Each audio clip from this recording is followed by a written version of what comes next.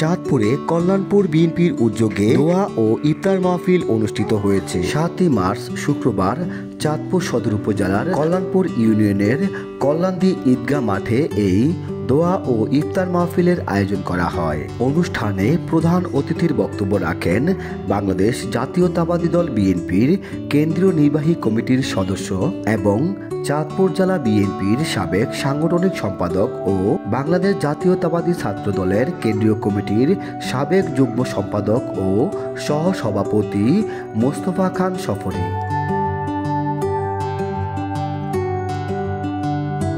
বিএনপির এই পরিচ্ছন্ন সাবেক ছাত্র নেতার আগমনকে কেন্দ্র করে দোয়া ও ইফতার মাহফিলে বিএনপি অঙ্গ সহযোগী সংগঠন ও অত্র এলাকার দলমত নির্বিশেষে বিভিন্ন শ্রেণী পেশার ধর্মপ্রাণ মুসল্লিরা ইফতার মাহফিলে অংশগ্রহণ করেন। এ সময় ইফতার পূর্বক দোয়া মাহফিলে বাংলাদেশ জাতীয়তাবাদী দল বিএনপির প্রতিষ্ঠাতা ও বাংলাদেশের মহান স্বাধীনতার ঘোষক শহীদ প্রেসিডেন্ট জিয়াউর রহমান সহ মহান স্বাধীনতা সংগ্রামে সকল বীর শহীদদের স্মরণে দোয়া করা হয়। এর পাশাপাশি জুলাই গণ অভ্যুত্থান সহ বাংলাদেশের স্বাধীন সার্বভৌমত্ব রক্ষা এবং গণতন্ত্র রক্ষার আন্দোলনে সকল শহীদদের স্মরণে বিশেষভাবে দোয়া করা হয়। আমাদের সামনে ইফতার রয়েছে, আমরা মহান রব্বুল আলামিনের কাছে আমাদের মোস্তফা খান সফরী ভাইয়ের জন্য প্রাণ খুলে দোয়া করব, যাতে আল্লাহ পাক ওনাকে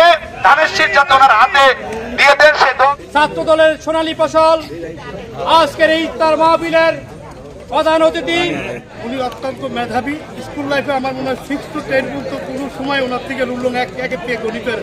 আমাদের নেতা বাংলাদেশের আগামী দিনের রাষ্ট্রনায়ক জনাব তারেক রহমান 31 দফায় ঘোষণা করেছেন। এখানে যারা আছেন অধিকাংশদেরকে নিয়ে আমি ইতিমধ্যে 8-10টা প্রোগ্রাম করেছি 31 দফার সমর্থনে। আপনারা স্বতঃস্ফূর্ত সাড়া দিয়েছেন, অংশগ্রহণ করেছেন, এজন্য আমি ধন্যবাদ জানাই। আমাদের নেতা আমাদেরকে শপথ পড়িয়েছেন যে আমরা যাতে জনগণের পাশে সব সময় একনিষ্ঠভাবে থাকি, এই অঙ্গীকার ওয়াদা আমরা করেছি। আমরা এই ওয়াদা করেছি যে আমরা রাজনৈতিক দলের নেতা বা কর্মী কোনোভাবেই সাধারণ মানুষের আতঙ্কের কারণ যেন না হই, আমরা ওনাকে কথা দিয়ে আসছি। নেতার আদর্শ, নেতার নীতি নির্দেশ, আদেশ, উপদেশ আমরা অক্ষর করে পালন করব। যে আমাদের প্রিয় নেত্রী গণতন্ত্রের মা বেগম খালেদা জিয়া অসুস্থ, উনি চিকিৎসাধীন আছেন লন্ডনে। ওনার অবস্থা আগের থেকে অনেক ভালো আছে। আমরা দোয়া করি, সকলে আজকে দোয়া করব যেন আমাদের নেত্রী সুস্থ হয়ে আবারও আমাদের মাসে ফিরে আসে। আমরা তার নেতৃত্বে আমরা আগামী দিনে বাংলাদেশের পথ চলতে চাই। আমাদের প্রিয় নেতা তারেক রহমান তার দীর্ঘায়ুর জন্য কাজ করবেন। আমার ব্যক্তিগতভাবে আমার জন্য দোয়া করবেন, আমি যাতে আপনাদের সাথে থেকে আপনাদেরকে সাথে নিয়ে রাষ্ট্রের পক্ষে, জনগণের পক্ষে কাজ করতে পারি। আল্লাহ যেন সেই সুযোগ আমাকে দেয়, এই জন্য আমি দোয়া চাই। বিগত 17 বছর এই ফ্যাসিস্ট আন্দোলনে আমাদের যে সমস্ত নেতাকর্মী আমরা হারিয়েছি, গুম হয়েছে, পঙ্গু হয়েছে, মারা গেছে, তাদের জন্য আমরা দোয়া করি। আগামী দিনে বেগম খালেদা জিয়ার নেতৃত্বে, তারেক রহমানের নেতৃত্বে বিএনপি যেই সিদ্ধান্ত নেবে, যেই কর্মসূচি দিবে, যেই আদেশ দিবে, যে উপদেশ দিবে, সেই উপদেশ আমরা সকলে কায় মনোবাক্যে পালন করে যাব, এই প্রত্যাশা আমাদের সকলের।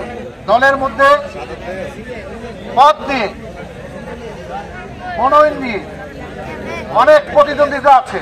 আমি মনে করি প্রতিহিংসা নাই, এখানে অনেক প্রার্থী, যোগ্য প্রার্থী আছে। সুতরাং প্রতিযোগিতা হবে, কেউ ব্যক্তিগতভাবে কোনো আক্রোশের শিকার হবেন না, কাউকে স্বীকার করবেন না।